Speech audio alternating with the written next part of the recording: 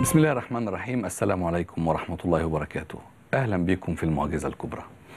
قضية أخرى ساخنة في برنامجنا: الرق والعبودية والسبي وملك اليمين. الكلام ده ضوابطه إيه في القرآن الكريم؟ إحنا فاهمين الموضوع إزاي من قرون طويلة؟ هل في مفاجآت هنفجرها النهاردة؟ بالتأكيد حضراتكم تابعتوا الحلقات اللي فاتت وشفتوا كم المفاجآت اللي احنا فجرناها، وما زالت في حاجة إلى نقاش ولجان تتكلم في هذه القضايا، لأنها يعني بكل المقاييس محتاجة إلى تبيان وتبيين، ومحتاجة لقول فصل نقول فيه يا أبيض يا أسود، يا يا لا. فكرة لسنوات بل قرون طويلة عن الرق والسبي وملك اليمين كانت مترسخة في الأذهان وفي العقيدة الإسلامية. لما أجي النهاردة أعمل قراءة جديدة، هل أقدر أقول إن في طرح مختلف؟ إيه هو الطرح المختلف؟ هل ما كانش فيه رق ولا كان؟ طب تاريخيا في ولا ما فيش؟ طب الإسلام جه عشان يخلص الناس كلها من الرق والعبودية ومن فكرة إن الإنسان يبقى مرتبط بأي شيء إلا بالخالق سبحانه وتعالى. هل في طرح جديد؟ فيه. تابعونا في المعجزة الكبرى.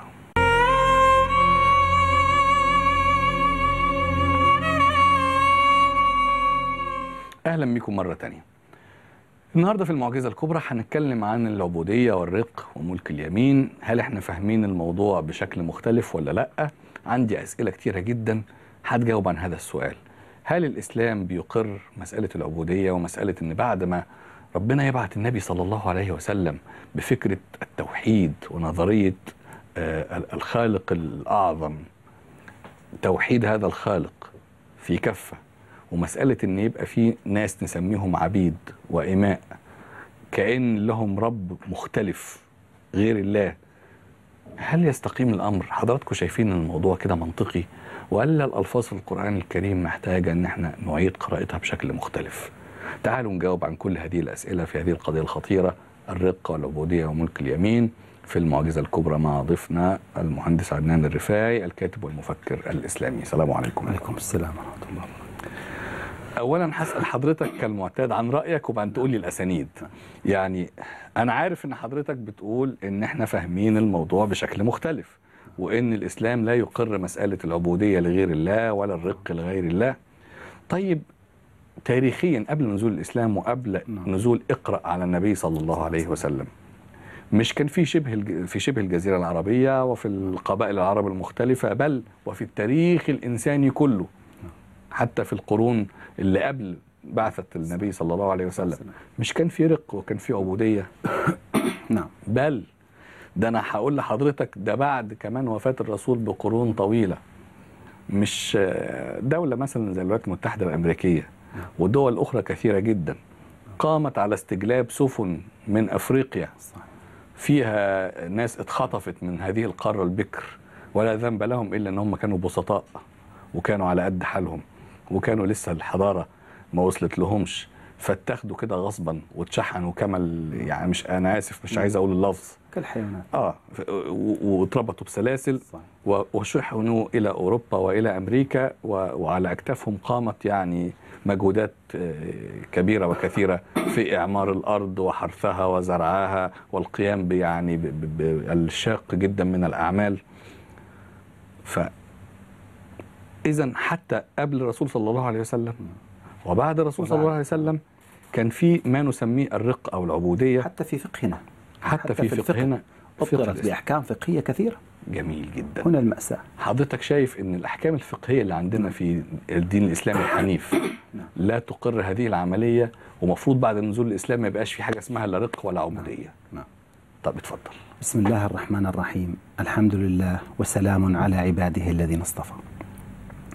أخي علاء، من أبشع ومن أفظع القضايا التي لبست على دين الله تعالى القرآن الكريم هي قضية العبيد وملك اليمين. يعني نحن رأينا الناسخ والمنسوخ، رأينا الخروج من النار، رأينا الشفاعة، رأينا إسماع الموتى، ورأينا الكثير من القضايا. من أبشع هذه القضايا هي قضية العبيد وملك اليمين. هم ماذا قالوا في هذه القضية؟ قالوا في الحروب يتم سبي النساء والأطفال والرجال. النساء يحولن إلى ملك يمين، يباع شرفهن وكرامتهن وعرضهن في الأسواق. والأحكام التي تطبق على هذه النساء يعني ملك اليمين تختلف عن الأحكام التي تطبق على باقي النساء التي سموها بالحرائر. يعني مثلا يسمح للإنسان أن يأخذ أكثر من 4. يعني أتجوز أنا 4 حرائر واللي أنت عايزه من ملك اليمين. بالضبط. طيب ومفيش حد أقصى لحكاية ملك اليمين؟ لا يعني ممكن يبقى عندي 4 زوجات و400 ملك يمين؟ ممكن حسب الفقه ممكن، وحسب السكن لو عرفت أوفر لهم مكان. بالضبط، حسب الإمكانية المادية. والكارثة الكبرى أنه يتم الدخول بهن دون عقد نكاح. يعني بمجرد ما دفعت ثمن هذه المملوكة خلاص كأنه عقد نكاح. وهناك ما هو أبشع من ذلك. يعني أنت عندك مملوكة، قد يشتري فلان البضع، بمعنى تعمل عندك وتنام في الفراش عنده. قضايا يعني الحقيقة يندلها الجبين. الرجال يحولون إلى عبيد ليس لهم حق التملك على الإطلاق، يعني كالحيوانات أو وربما أقل من الحيوانات. يعني قضايا الحقيقة لا تليق يعني ببني آدم. يعني يقول تعالى ولقد كرمنا بني آدم، وهؤلاء من بني آدم وما أرسلناك إلا رحمة للعالمين. يعني أتى الإسلام كرحمة للناس وليس ليضع بعض الناس في هذه الأطر الحقيقة التي يعني لا تليق بمنهج أرسله الله تعالى رحمة للعالمين. طيب مش الرق ده كان موجود؟ كان موجودا نعم، وبقي بعد الإسلام. وهنا الكارثة، يعني رجحت الروايات أخي علاء وقول فلان وقول فلان على الدلالات الواضحة وضوح الشمس وسط النهار في كتاب الله تعالى. طب موقف الرسول صلى الله عليه وسلم كان ايه؟ يعني لا يمكن الرسول يكون فاهم الموضوع غلط، ده هو اللي نازل بالرسالة ويوحى إليه صلى الله عليه وسلم. أول لما نزل واستقرت الأوضاع في المدينة وفتحت مكة وخلص يعني خلصت القضية. الرسول صلى الله عليه وسلم علم الصحابة ايه؟ علم الناس ايه في مسألة الرق؟ هل كان في لسه رق على أيامه في فتح مكة مثلا ولا ما فيش؟ يعني أخي علاء القرآن الكريم نزل على مدار 23 عاما، لم ينزل دفعة واحدة من السماء. تجربة الجيل الأول تراوحت بين الأحكام الجاهلية التي فعلوها قبل نزول النص القرآن المناسب وبين الأحكام التي تفاعلوا معها مع النص القرآني. الرسول صلى الله عليه وسلم أنزل الله تعالى عليه القرآن الكريم، وفي القرآن الكريم نرى أجوبة لكل هذه الأسئلة. اديني أمثلة. أول قضية، لا سبي في الإسلام على الإطلاق.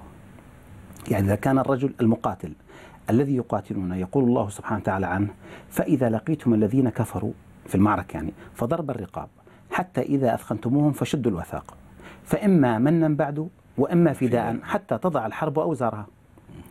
إذا كان الذي يقاتلون بالسيف ويقتل منا عندما نمسكه كأسير هناك طريقان لا ثالث لهما في التعامل معه، فإما منا بعد وإما يعني ترك لوجه الله تعالى وإما فداء إما بتفديه حتى تضع الحرب أوزارها. فما بالك بأمه أو بابنته أو بأخته أو بأخيه أو بأبيه؟ السبي من أصله ليس موجودا في كتاب الله تعالى على الإطلاق. بعض الناس وبعض الآراء قالت ما هو زي ما بيتعمل فينا بنعمل فيهم. هم لو خدوا أسرى منا بيتعاملوا كده مع الستات وبيتعاملوا مع الأطفال وبيتعاملوا مع الرجال، فإحنا كمان ثانية واحدة بس أكمل السؤال. فإحنا كمان نعمل زي ما بيعملوا، فناخد برضو ستاتهم ويبقوا ملك يمين عندنا زي ما هم برضو يعني بينتهكوا هذه الحرمات، فإحنا كمان ننتهك هذه الحرمات. إيه رأيك؟ هناك نص قرآني صريح قال والحرمات قصاص. يعني إذا اعتدى أحد على عرض أحد لا يحق للآخر أن يعتدي على عرض الأول. معنى القصاص هنا إيه؟ تتبع أثر الفاعل ذاته، يبقى اقتص من الفاعل. أما أخته أمه ما علاقتها بالموضوع، لا تزر وازرة وزر أخرى. يعني القرآن والإسلام أتى رحمة للعالمين. يعني إن كان هناك فاسق اعتدى على عرض أحد يتم القصاص منه هو، أخته أمه ابنته لا علاقة لها في الموضوع. مبدأ السبي أخي علاء في القرآن لا وجود له على الإطلاق. يعني حتى الآية الكريمة ما كان لنبي أن يكون له أسرى حتى يثخن في الأرض، قالوا حتى يعني يجب أن لا تأخذ الأسرى حتى تكثر من القتل أعتقد مررنا بهذه الآية وقلنا تفسيرها ليس سليما على الإطلاق. وفاكر لما حكيت لك الرواية عن عمر أن عمر كان رأيه يعني نزلت موافقة لرأي عمر، قال نقتلهم، بينما الرسول صلى الله عليه وسلم وأبو بكر قالوا لا يعني إيه نعفو عنه. شوف أخي علاء، ما قال ما كان للنبي أن يكون له أسرى حتى يثخن في القتل أو يثخن في الكافرين، قال حتى يثخن في الأرض. يعني لا يحق لنبي مهما كان أن يأتي بالأسرى من أجل الفداء. يعني وقلنا هناك الآية، هذه الآية 67 بالأنفال. طيب اقرأ الآية 70 في الأنفال: يا أيها النبي قل لمن في أيديكم الأسرى إن يعلم الله في قلوبكم خيرا يؤتكم خيرا مما أخذ منكم ويغفر لكم والله غفور رحيم.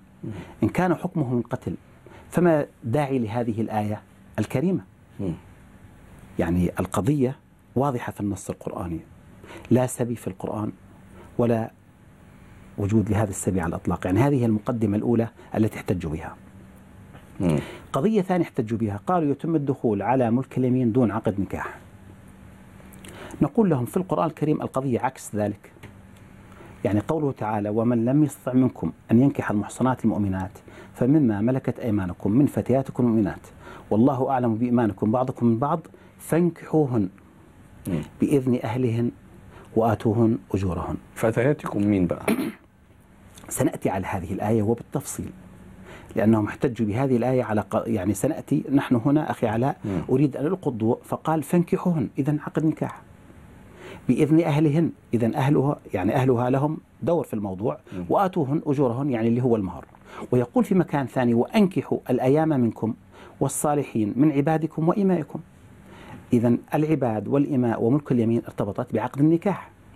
إذن كيف تقولون لنا بأنه يتم الدخول بملك اليمين دون عقد نكاح، وكتاب الله تعالى يقول عكس ذلك تماما؟ طيب المقصد في الآيات في الألفاظ النكاح هو العقد. أدي واحدة. العباد العباد أو العبيد والإماء مقصود بهم العبودية بالضبط. لله ولا لإنسان؟ لا، كلمة ملك اليمين أخي علاء سنأتي عليها، لها دلالاتها، لكن نحن نقف عند هذه الجزئية إن من غير عقد. يعني تقصد من غير عقد. هم قالوا يتم الدخول على ملك اليمين بدون عقد. نقول الله تعالى يقول عن ملك اليمين فانكحوهن، هاي فانكحوهن. يقول وأنكحوا الأيام منكم والصالحين من عبادكم وإمائكم. عبادكم وإمائكم عايد على مين بقى؟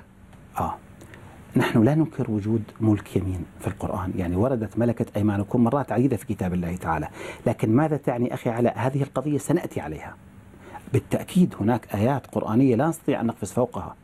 القضية ماذا تعني هذه الآيات الكريمة؟ لكن أنت معترف أن ملك اليمين ده ليس كما قالوا. أنا أعتقد بملك اليمين الذي ذكر في كتاب الله تعالى القرآن الكريم. طب أقول لك معنى تاني يعني برضو متعلق بالأحاديث. تعال نروح كده صحيح البخاري ترقيم 4213. حدثنا سعيد بن أبي مريم أخبرنا أنه سمع أنسا رضي الله عنه يقول: أقام النبي صلى الله عليه وسلم بين خيبر والمدينة 3 ليال يبنى عليه بصفية. صفية اللي هي بنت حيي بن الأخطب اليهودية. فدعوت المسلمين إلى وليمته. النبي صلى الله عليه وسلم عامل وليمة بمناسبة الفرح يعني. وما كان فيها من خبز ولا لحم، وما كان فيها إلا أن أمر بلالا بالأنطاع فبسطت، يعني حاجة زي الصواني كده، فألقي عليها التمر والأقط والسمن. فقال المسلمون بعد الوليمة يعني صفية كده أحد حاجتين: إحدى أمهات المؤمنين، يا إما تبقى زوجة فتبقى أمهات مؤمنين زيها زي عائشة، وأزواجه أمهات، اللي هو أزواجه أمهاتهم بنص القرآن. فالمسلمين قالوا على صفية هي واحدة من الاثنين، لسه ما يعرفوش. يا إما إحدى أمهات المؤمنين أو ما ملكت يمينه، يا إما كده يا إما كده. قالوا إن حجبها، يعني لو الرسول حط حجاب، اللي هو الأمر اللي نزل في القرآن الكريم، ان يبقى في حجاب بين زوجاته صلى الله عليه وسلم وبين الناس تكريما وتشريفا لهن. فقالوا إن حجبها فهي إحدى أمهات المؤمنين، وإن لم يحجبها فهي مما ملكت يمينه. فلما ارتحل وطأ لها خلفه ومد الحجاب. فيعني حط الحجاب، فقالوا يبقى هي كده مش ملك اليمين، ده هي كده تبقى زوجة وبعقد وتبقى نعم. أمهات المؤمنين أو واحدة نعم. من أمهات المؤمنين. نعم. إيه رأي حضرتك في هذا الكلام؟ المنهج التراثي الجمعي مبني على جزئية هنا وجزئية هنا ورواية هنا ورواية هنا. أنا عندي نص قرآني واضح وصريح وبين هو المعيار. في كتاب الله تعالى لا يجوز الدخول على العبارة ملكت أيمانكم إلا بعقد نكاح. منهم من حاول أن يهرب من الموضوع، قال هنا فانكحوهن بمعنى الدخول. نقول له لا، النكاح في القرآن الكريم هو العقد. يا أيها الذين آمنوا إذا نكحتم المؤمنات ثم طلقتموهن من قبل أن تمسوهن فما لكم عليهن من عدة تعتدونها. يعني واضح النص القرآني. النكاح أخي علاء هو العقد، زواج شرعي بعقد زواج، ما ينفعش كده دخول من غير عقد. إذا نكحتم المؤمنات تم النكاح ثم طلقتموهن من قبل أن تمسوهن يبقى زواج، فما لكم عليها من عدة تعتدونها. زواج. أنا أقول لهم لو فرضنا جدلا أن الأمر كما تقولون، أن النكاح هو الدخول، الله تعالى يقول ولا تنكحوا ما نكح آباؤكم من النساء. جميل. حسب قولهم غير الصحيح ولا تدخلوا بما دخل آباؤكم من النساء، حسب قولهم. طيب كيف تبيحون للإنسان أن يدخل بالعبدة التي دخل بها أبوه؟ يعني الوالد إذا كان عنده عبدة ودخل بها بعد أن يموت يرثها الأبناء كما يرثون المتاع ويدخلون بها. طبعا هو كلامهم ليس صحيحا، ولكن لو قلنا جدلا أن النكاح المعني هو الدخول، كيف إذا تبيحون أن يدخل الإنسان بالعبدة التي دخل بها أبوه؟ أنا أقول لك أخي علاء، المنهج التراثي الجمعي لا يوجد ناظم ينظمه. هذه القضية وغيرها الكثير يجب أن تؤخذ من النص القرآني حصرا.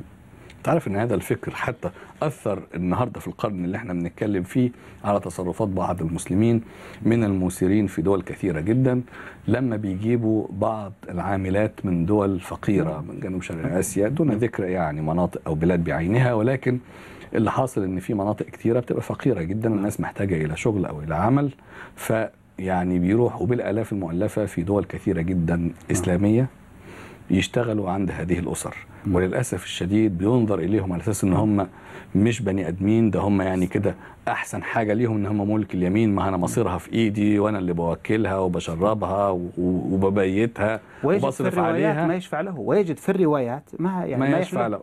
يعني من ضمن برضو الخدمات اللي تقدمها انها تقدم خدمات جنسية، وبتبقى ايه للرب الاسرة اللي هو الراجل الزوج، والابناء والصبيان برضو كمان الذكور، ما فيش مانع طالما انها قاعدة في البيت نعملها ملك يمين تقدم خدمات في البيت، ومن ضمن هذه الخدمات المتع الجنسية. ولا حول ولا قوة إلا بالله. لسه السؤال مطروح، طيب أمال العبودية والرق، مسألة ألفاظ العباد أو العبيد والإماء مقصود بهم إيه؟ لله سبحانه وتعالى ولا للبشر؟ أسئلة كتيرة جدا هنجاوب عنها إن شاء الله في المعجزة الكبرى.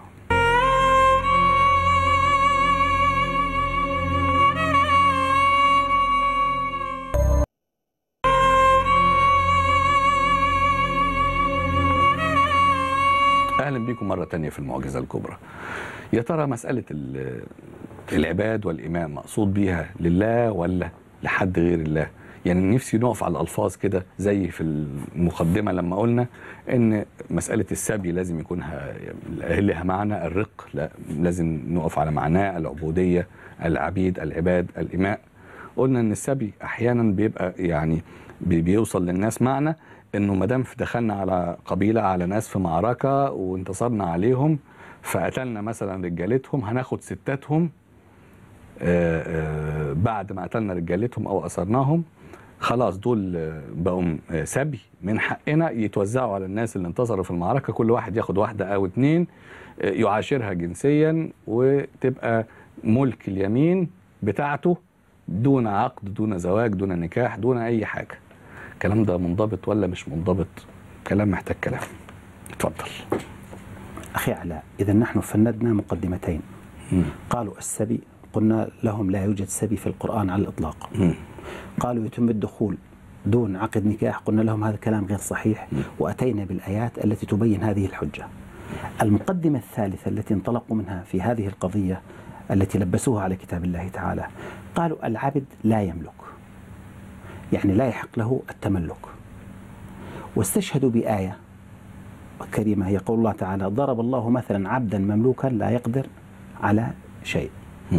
قالوا شوف، هاي الله تعالى يقول عبدا مملوكا لا يقدر على شيء. طبعا استشهادهم بهذه الآية أيضا ليس بمكانه. هذا مثل يضربه الله سبحانه وتعالى. يعني أقول مثلا لك، سأضرب لك مثلا رجلا طويلا يحب الشاي والقهوة. هل كل رجل طويل؟ وهل كل رجل يحب الشاي والقهوة؟ تعال نقرأ السياق التابع لهذه العبارة القرآنية أخي علاء. ضرب الله مثلا عبدا مملوكا لا يقدر على شيء ومن رزقناه منا رزقا حسنا. يعني وضرب الله مثلا من رزقناه منا رزقا حسنا فهو ينفق منه سرا وجهرا. هل كل من رزقه الله تعالى رزقا حسنا هل ينفق منه سرا وجهرا؟ بالتأكيد لا. أيضا ليس كل عبد مملوك ولا يقدر على شيء. هذا مثل يضربه الله تعالى، ولا يعني جنسا من البشر هم العبيد لا يحق لهم حق التملك. انظر هناك آية ثانية لا قبل الآية الثانية. نعم. خدت بالك في المقارنة إنه هو في الطرف الأولاني نعم قال عبدا، ضرب الله مثلا عبدا مملوكا لا عبدا مملوكا. في الثانية قال ومن رزقناه منا رزقا حسنا فهو ينفق منه سرا وجهرا. ما قالش عبدا أو رجلا. يعني تقدير الكلام وضرب الله مثلا من رزقناه أو عبدا رزقناه. بالضبط. يعني كلمة عبد على الطرفين. يعني تقدير الكلام ضرب الله مثلا عبدا مملوكا لا يقدر على شيء، وضرب الله مثلا عبدا رزقناه منا رزقا حسنا فهو ينفق منه سرا وجهرا. تقصد ان العبودية هنا لله بقى؟ لله قولا واحدا. يعني سليمان أكثر إنسان ملك على الأرض سليمان، وصفه الله تعالى بالعبد، وضع له ال التعريف. نعم العبد إنه معروف الآية الكريمة. يعني كلمة العبد لا تعني ما يذهبون إليه. انظر أخي علاء إلى آية شبيهة جدا في المطلع. يعني هذه الآية قال ضرب الله مثلا عبدا مملوكا، في الآية الأخرى يقول ضرب الله مثلا رجلا فيه شركاء متشاكسون ورجلا سلما لرجل. هل كل رجل فيه شركاء متشاكسون؟ بالتأكيد لا. هل كل رجل هو سلما لرجل؟ بالتأكيد لا. إذا ليس كل عبد هو مملوك ولا يقدر على شيء. يعني الاستشهاد بهذه الآية ليس صحيحا ولا بأي شكل من الأشكال. هذا مثل يضربه الله تعالى. يعني كلمة عبد تعني إنسان ما، لا على التعيين، لا تعني فردا من جنس محدد هو العبيد كما قالوا. طيب أرجع تاني لقضية ملك اليمين. نعم. خصوصا أن عندي برضو في الروايات رواية بتتكلم برضو عن واحدة من المغازي اللي حصل فيها نوع من السبي. إن بعض الصحابة بعد ما خلصت هذه المعركة الصغيرة خدوا نساء الكفار أو المشركين اللي انتصروا عليهم، وبعدين يعني تحرجوا بقى من الدخول يعني عليهم نعمل فيهم إيه. فيعني الرسول صلى الله عليه وسلم قال لهم لا، ما تتحرجوش من أزواجهم. كانوا الصحابة متحرجين إن هو عارف إن الست دي زوجة رجل مشرك، مشرك كافر، بس هو في النهاية فطرته قالت له إنها ست متجوزة. كويس؟ صحيح. فتحرجوا إن هم يدخلوا بيهم يعني أو يعاشروهن. فقيل لهم لا تتحرجوا ما دام انتوا خلاص بقوا ملك يمين، وهذا يغني عن عقد النكاح. ادي برضه الكتب بتقول كده. اخي علاء، يعني انت تستعجل قليلا الى ان نصل الى تحريف ملك اليمين. انا بستعجل عشان بقول لك كل اللي بيدور في اذهان الناس. الكلام اللي عندي ده على فكره الكلام اللي عندي ده انا مش جايبه كده يعني اجتهادا. في الروايات كويس، روايات في صحيح البخاري وفي الفقه والبرنامج ده موسوعة الحديث الشريف، وزارة الأوقاف المصرية، المجلس الأعلى للشؤون الإسلامية. يعني مش مثلا كتاب مرمي على الرصيف أنا شاريه ب3 جنيه إلا ربع مش معروف مصدره. لا، أنا بقول لحضرتك بالترقيمات بالنصوص من صحيح البخاري أو مسلم أو المسانيد أو كل كتب الحديث الموافق عليها من المجلس الأعلى للشؤون الإسلامية. شوف أخي علاء، نحن عندنا في النص القرآني نميز بين الكلمة في الصيغة الاسمية وبينها في الصيغة الفعلية. بمعنى عندما تقول مثلا قلم، كلمة قلم تشير إلى شيء هو قلم، صيغة اسمية. أما عندما تقول أكلت ماذا؟ يعني الصيغة الفعلية دائما تأخذ دلالاتها من سياق الكلام المحيط بها. تقول مثلا أكلت كذا، شربت كذا. ملك اليمين لم يرد ولا مرة في كتاب الله تعالى بالصيغة الاسمية، أتى ب4 صيغ كلها بالصيغة الفعلية وبالفعل الماضي حصرا. يعني قال ملكت أيمانكم، ملكت أيمانهم، ملكت أيمانهن، ملكت يمينك، كلها صيغ فعلية وبالفعل الماضي حصرا. ماذا تعني هذه العبارة؟ كلمة يمين أخي علاء لها عمق مادي وعمق معنوي. وما تلك بيمينك يا موسى، هذا عمق مادي. عمق معنوي الأيمان. ما هو ملك اليمين؟ أن يقع إنسان تحت إشراف إنسان آخر وتحت تربيته ورعايته ومسؤوليته وإدارته. زي اليتامى كده يعني؟ مثلا يعني إنسان ما، يعني مثلا واحد توفى وترك مجموعة من الأطفال، فرضنا هذا نوع من أنواع ملك اليمين. هو أنواع سنرى بعد قليل. يأتي مثلا الأستاذ علاء ويقول هؤلاء تحت إشرافي، تحت مسؤوليتي، تحت تربيتي، تحت رعايتي. هذا نوع من أنواع ملك اليمين. هذا نوع. لكن أنا أريد أن أقف أخي علاء، سنأتي إلى كل هذه الأنواع. احتجوا هم بآية قال والله فضل بعضكم على بعض في الرزق، فما الذين فضلوا براد رزقهم على ما ملكت أيمانهم فهم فيه سواء أفبنعمة الله يجحدون. أنا أود أن أقف عند هذه الآيات الكريمة التي استشهدوا بها لنبين للناس أن استشهادهم ليس صحيحا على الإطلاق. ماذا قالوا؟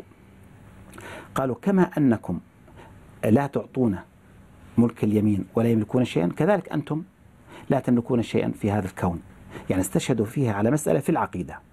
يعني هذه الآية قالوا تبين مثلا يضربه الله تعالى للجاحدين عقيدة بألوهية الله تعالى، مؤكدا فيه أن الرزق لا يرد على ملك اليمين. تعالي نقف عند هذه الآية. الآية تتكون من 3 عبارات. والله فضل بعضكم على بعض في الرزق، خطاب مباشر مش خطاب الغائب. شوف، فما الذين فضلوا براد رزقهم، شوف انتقل للغائب، على ما ملكت أيمانهم فهم فيه سواء بصيغة الغائب. أفبنعمة الله يجحدون بصيغة الغائب. إذن أنا عندي فما الذين فضلوا براد رزقهم على ما ملكت أيمانهم فهم فيه سواء عبارة، أفبنعمة الله يجحدون عبارة. إذن هذه العبارة الأولى لها أن ترتبط بالعبارة السابقة لها والتي هي بذات الصياغة بصيغة الغائب. إذن أنت إن لم ترد مما أعطاك الله تعالى على هؤلاء المساكين فأنت جاحد بنعمة الله تعالى، ولا علاقة الآية بما قالوا لا من قريب ولا من بعيد. يعني هنا ملك اليمين المساكين الغلابة بالضبط، الذين يقعون تحت إشرافكم ورعايتكم وترونهم أنهم بحاجة، إن لم تعطوهم من رزقكم فأنتم جاحدون بنعمة الله تعالى. طب المثل اللي حضرتك ضربته، قلت للأستاذ علاء راجل طيب، أرجو أن أنا أكون كده يا رب. وفي واحدة ست كانت متجوزة عندها 4 5 أولاد. توفي الزوج. فهي أصبحت أرملة. وما عندهاش كسب. والأولاد دول أصبحوا يتامى وما عندهمش أي دخل ولا حد يرعاهم نفسيا قبل ماديا. لو أنا راجل طيب وهقول أنا عايز يبقى يعني دول تحت إشرافي وولايتي تحت تربيتي تحت رعايتي كويس، بقوم كده اسمهم ملك يميني. اقدر اتجوز يعني اعاشر الست. لا معاذ الله. ولو الست دي عندها بنات في سن الشباب 16 17 سنه اقدر ادخل يعني بالبنات دي جنسيا واقول ده ملك يمين؟ ابدا ابدا ابدا، هذا كله افتراء وتلفيق على منهج الله تعالى. منهج الله تعالى بينا لا يحق لانسان يدخل بانسان دون عقد نكاح شرعي صحيح. لكن انظر اخي علاء ماذا تقول الايه؟ افبنعمه الله يجحدون، ما قال افبالله يجحدون. شوف، افبنعمه، اذا القضيه قضيه جحود نعمه وليست قضية جحود ألوهية. يعني القضية لا ترتبط بالعقيدة كما قالوا. يعني أنت إن لم تعطي هؤلاء المساكين مما رزقك الله سبحانه وتعالى فأنت جاحد بنعمة الله سبحانه وتعالى. شوف، أفبنعمة الله يجحدون، ما قال أفبالله يجحدون. إذا استشهادهم بهذه الآية ليس صحيحا على الإطلاق. يعني ما نريد قولها أخي علاء، نحن أمامنا مجموعة معطيات قرآنية. هل القرآن الكريم يحمل إشارة لما ذهبوا إليه؟ نحن علينا أن نتدبر النص القرآني. أما والله أنا عندي رواية صار في الجيل الأول كذا صار كذا، هذا ليس حجة على كتاب الله تعالى. طب أنا عندي رواية تانية على العكس. يعني شوف، احنا قلنا بعض الروايات اللي بتفرق، زي الحديث بتاع زواج الرسول صلى الله عليه وسلم بصفية اليهودية.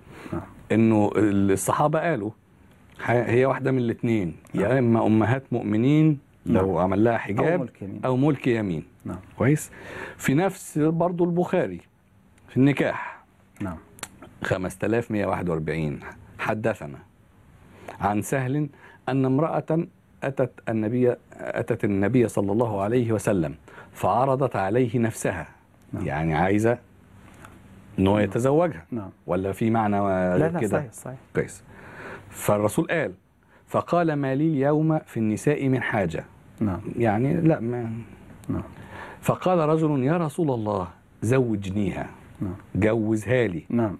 زوجنيها، يعني زوجها لي. يعني لو سمحت انا عايز اتجوز نعم. ستي فجوزها لي، ما قالوش اي حاجه تانية. نعم. جواز اهو. نعم. قال ما عندك، الرسول بيسأل عندك ايه، يعني هديه صداقه ولا؟ الراجل قال ما عندي شيء.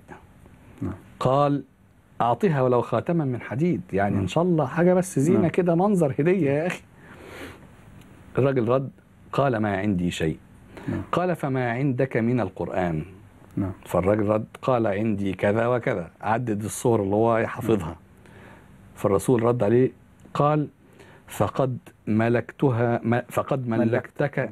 نعم. ملكتكها. نعم. ملكتها لك. ملكتها لك بما معك من القرآن. نعم. بس انتهى الكلام. كلمة ملكتها لك دي أخي لا، نحن مشكلتنا مش عايدة على الزواج. فهمت عليك. يعني نحن لا ننظر إلى الرواية بحرفية مقدسة كما ننظر للنص القرآني لعدة أسباب. أولا، القرآن الكريم نزل على مدار 23 عام. يعني هناك الكثير من الأفعال والأقوال قام بها صلى الله عليه وسلم ليست من السماء. يعني تصرفاته صلى الله عليه وسلم وأقواله وأفعاله تنقسم إلى قسمين كما بينا. قسم يتعلق بتفسير نص قرآني وهذا سنة يجب أن نتبعها، وقسم كان باجتهاد بشري.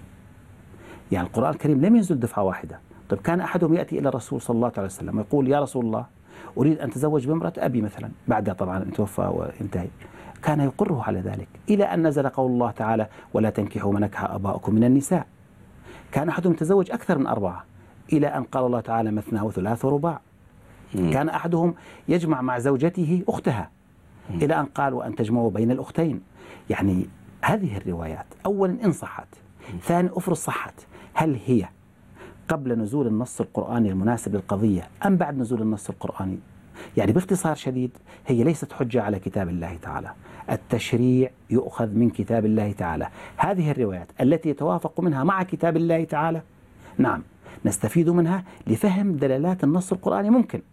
أما أن توضع حجة على كتاب الله تعالى، يعني أن نقول يوجد مثلا سبي وكتاب الله تعالى يقول ما فيش سبي، يتم الدخول دون عقد نكاح، والله تعالى يبين لنا بشكل صريح يجب أن يتم الدخول بعقد نكاح. هذه قضايا. يقولون مثلا العبد لا يملك وكتاب الله تعالى يقول غير ذلك. هنا مشكلتنا أخي علاء مع الروايات. هم ماذا فعلوا؟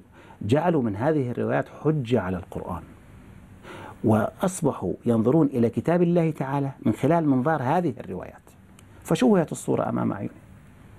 يعني هي القضية هنا في هذه النقطة بالذات.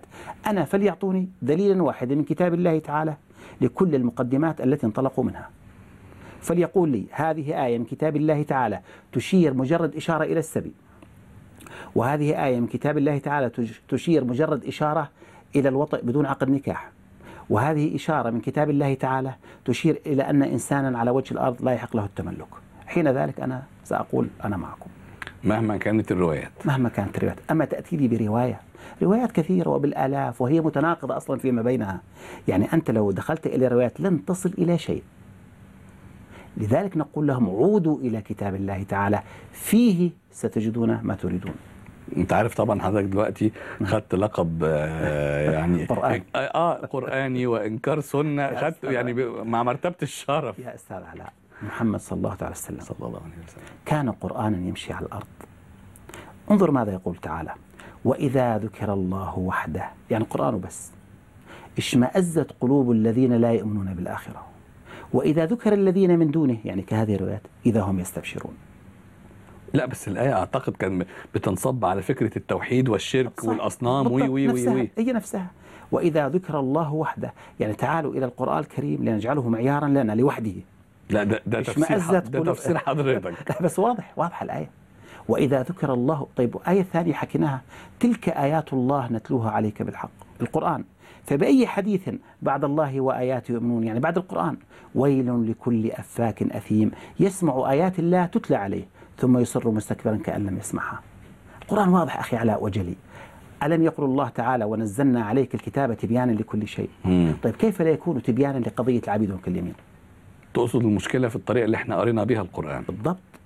هم ينظرون إلى كتاب الله تعالى بعيون تاريخية، يضعون من الرواية منظارا لكتاب الله تعالى.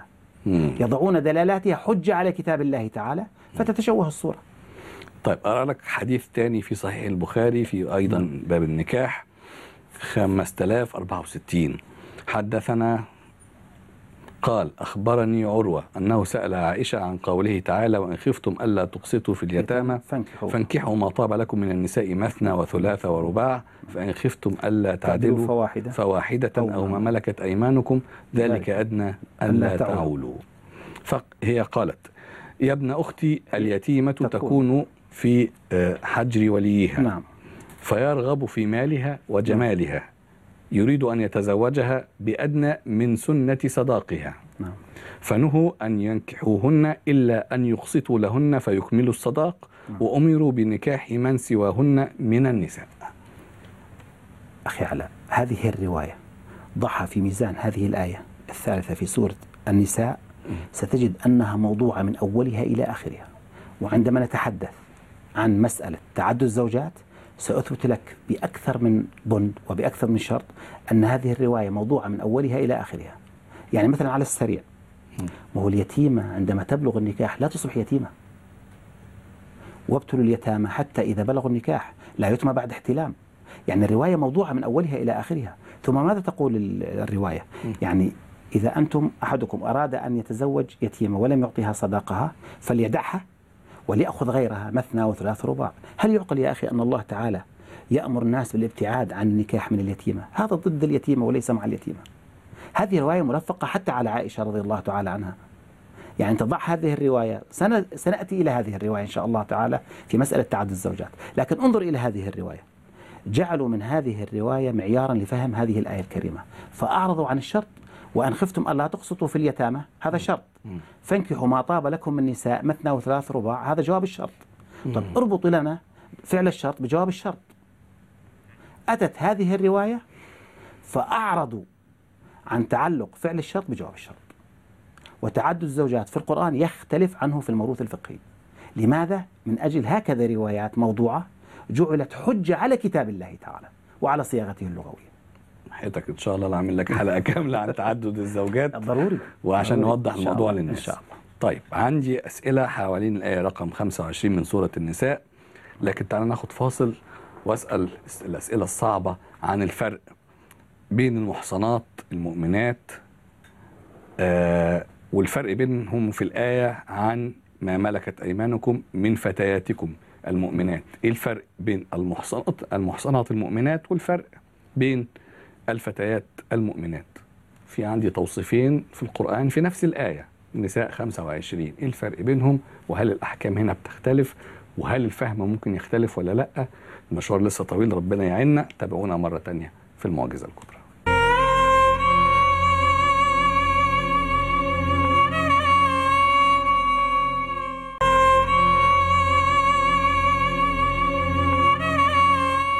أهلا بكم مرة تانية في المعجزة الكبرى. يا ترى واحنا بنقرأ الآيات اللي بتتكلم عن ملك اليمين، بتتكلم عن الإماء والفتيات المحصنات، هل نقدر نقف من الألفاظ دي على فهم أعمق للقضية الحساسة اللي احنا بنتكلم فيها؟ أقرأ الآيات تاني لحضراتكم. عندنا النساء آية رقم 25 ومن لم يستطع منكم طولا أن ينكح المحصنات المؤمنات فمما ملكت أيمانكم من فتياتكم المؤمنات. يعني هنا عندي نوعين اهو، محصنات مؤمنات وفتيات مؤمنات. ايه المحصنة المؤمنة هي مين؟ الفتاة المؤمنة هي مين؟ وايه الفرق بينهم؟ وعندي كمان في سورة المؤمنون من 5 إلى 7 الآيات والذين هم لفروجهم حافظون إلا على أزواجهم أو ما ملكت أيمانهم فإنهم غير ملومين فمن ابتغى وراء ذلك فأولئك هم العادون. يبقى عندي برضو تصنيفين، ربنا حاطط الأزواج في ناحية وما ملكت أيمانهم في ناحية تانية، وغير كده يبقى بيعتدي على حدود الله وشرع الله.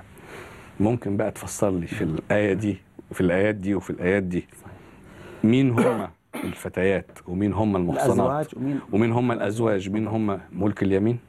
أخي علاء، القرآن الكريم لم يعطى حقه من التدبر الكامل.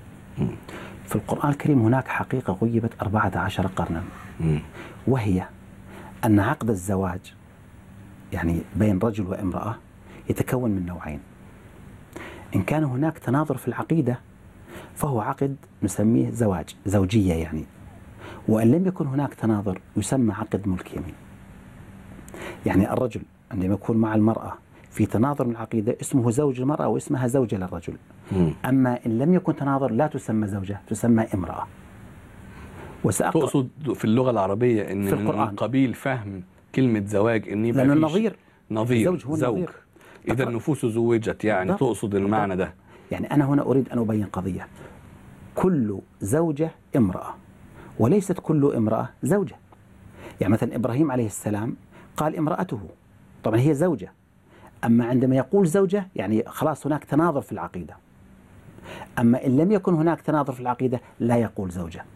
تقصد حضرتك إن أنا مثلا لو متجوز 2، نعم، زوجتي الأولى مسلمة، نعم، فبقول عليها زوجتي أو مراتي، نعم، أو زوجتي بس. نعم، ولو أنا متجوز واحدة تانية، افرض مثلا حبيت أغير فرحت طالع روسيا أوكرانيا حاجة كده، جبت واحدة ست من هناك غير مؤمنة قصدك؟ هقول لك أهو. نعم. مش على دين الإسلام، قد تكون يهودية، قد تكون مسيحية. نعم. و اتقابلنا، هي عجبتني وأنا عجبتها، ووافقت على الارتباط بيا وهتجوزها. مفروض الفهم اللي عندنا ان دي اسمها مراتي التانية، زوجتي التانية، الزوجة الثانية. لما اجي اقدمها للناس وافرض انها طبعا قالت لي انا هظل على ديني، يعني انا مش هدخل في الاسلام لما اتجوزك يا عم علاء، انا هفضل على ديني وانت تفضل مسلم وانا هفضل مثلا نصرانية، وهتجوزها على ذلك، وحريتها في انها تمارس شعائرها وعقيدتها، والاسلام بيسمح مفروض بكل هذه الحريات. وانا بستغرب والله، يعني اذا كان في غرفة واحدة ممكن يعني تساع رسالتين او ديانتين، مش عارف ازاي كوكب الارض مش سايع الرسالات والناس عمالة يعني تتخانق مع بعض وتكفر بعض. ما علينا. فالست التانية دي اللي انا اتجوزتها وظلت على دينها، يهودية او نصرانية، وانا مسلم واتجوزتها، لما اجي اتكلم عنها ما اقولش انها زوجتي، اقول انها ايه؟ مراتي. الآية 25 في سورة النساء تجيب على هذا السؤال بشكل صريح، الآية التي سألت عنها. لكن أود أن أقول لك اسمع إلى قول الله تعالى: ضرب الله مثلا للذين كفروا امرأة نوح وامرأة لوط. ما قال زوجة نوح وزوجة لوط، قال امرأة، لأنه لا يوجد تناظر في العقيدة. كانتا تحت عبدين من عبادنا صالحين فخانتهما. تقصد ما كان الستتين دول ما كانوش مؤمنين بالله؟ لا، ودخلوا النار. يعني لا يوجد تناظر في العقيدة. انظر أيضا: وضرب الله مثلا الذين آمنوا امرأة فرعون. قال امرأة فرعون، ما قال زوجة فرعون، لأن هي مؤمنة وهو كافر. بالضبط. لذلك يعني القرآن دقيق اللفظ. انظر ماذا يقول تعالى: هم وأزواجهم في ظلال على الآرائك متكئون. يعني لو كان فرعون زوج لامرأته يصير في مشكلة في الموضوع، أو نوح عليه السلام. كان فرعون هيخش الجنة مع مراته. بالضبط. احشر الذين ظلموا أزواجهم وما كانوا يعبدون من دون الله فهدوهم إلى صراط الجحيم. ادخلوا الجنة أنتم وأزواجكم تحبرون.